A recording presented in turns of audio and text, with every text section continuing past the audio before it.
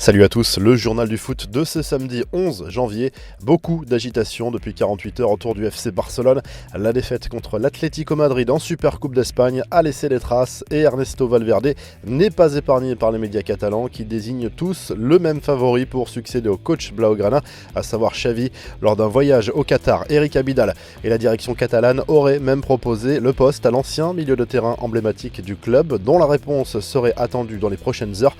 En clair, il s'agirait bien d'une proposition à effet immédiat, même si Al Saad a rappelé vendredi soir que Xavi restait bien l'entraîneur du club.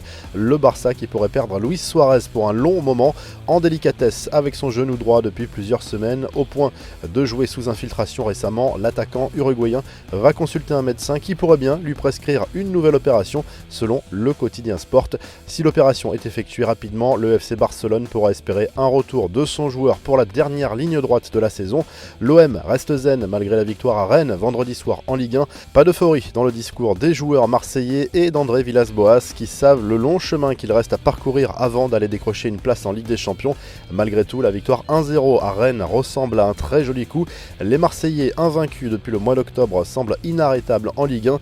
Ils ont conforté leur deuxième place au classement. Une stat oblige tout de même l'OM à rester prudent. C'est la troisième fois sur les 6 dernières saisons que Marseille compte exactement 41 points après 20 journées de Ligue 1. Le club avait terminé 4e lors de chacune des 2 fois précédentes. Prudence donc.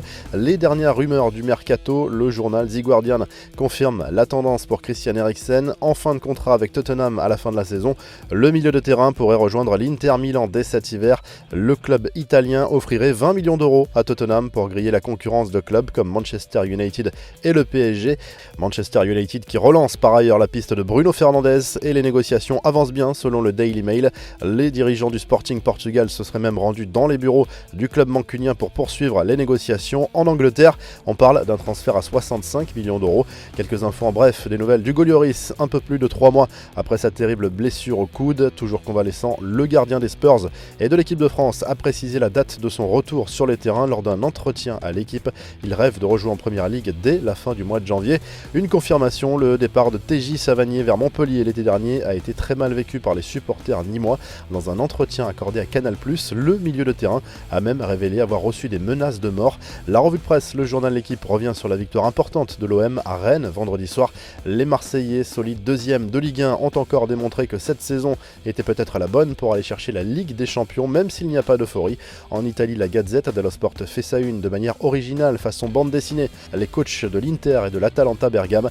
Les deux équipes se retrouvent ce samedi soir à San Siro pour une opposition de style très attendue en Italie. En Espagne, Marca fait déjà sa une sur un autre duel d'entraîneurs, celui qui opposera Zidane à Simeone à l'occasion de la finale de la Supercoupe d'Espagne. L'Atlético et le Real s'affrontent ce dimanche en finale. Vous retrouvez l'actu foot sur topmercato.com, l'appli Top Mercato et à très vite pour un nouveau journal du foot.